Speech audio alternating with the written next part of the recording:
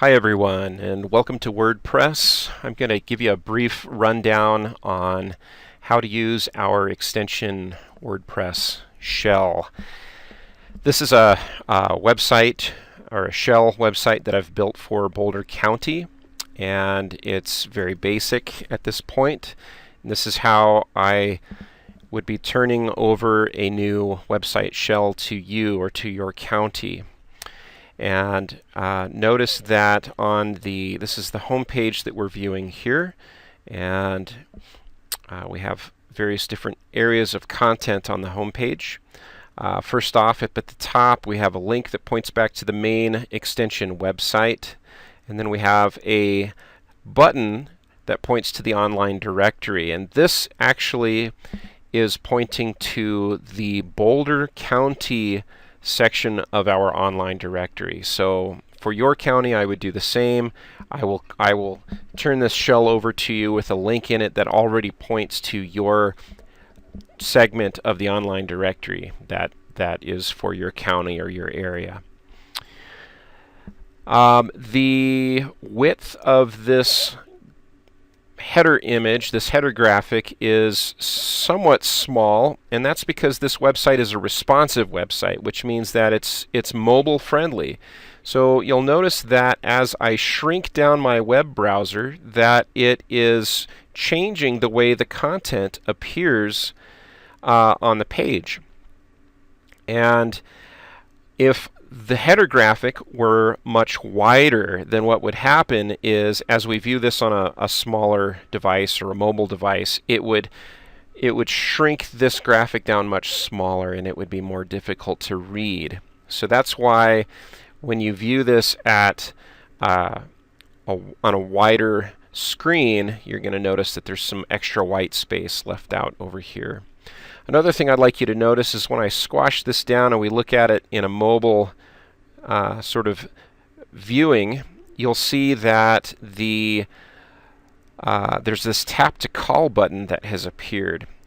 This is really nice because if somebody's, maybe they're on their phone, they're in their car, they're wherever they might be, and they're on their phone and they need to call your county office, you can specify what phone number is associated with that button so that a user can actually tap that and actually call your county office, which makes it a really easy way for somebody to call you and get in touch with you. And you'll notice that my navigation menu has been squashed down, and now it's located under this Pages navigation menu. Right now there's only a home page and a sample page that is in here. So if I stretch this back out and we look at it at a regular viewing size, you'll see that now my home and my sample pages are listed in this top navigation menu. You'll also see that there's a set of slider images that are located on the home page. There's 5 slider images, and it's auto-playing as a slideshow right now, which is the default setting. But if I click on any of these buttons, it will take me to the image that I've clicked on. You can also link each of the slider images to a web page, either within your website or to an external website, so that your user can click on the image and it will take them to whatever you have linked that image to. Got a little kind of tagline area down here under the slider area, and then we have these 3 content areas below that. You can put information here where you maybe want to list a little blurb of information and kind of hook people in and have them click on the Read More button. It'll take them to another page where they can read more about whatever it is that you're trying to tell them. This additional resources menu is a custom menu that I've added.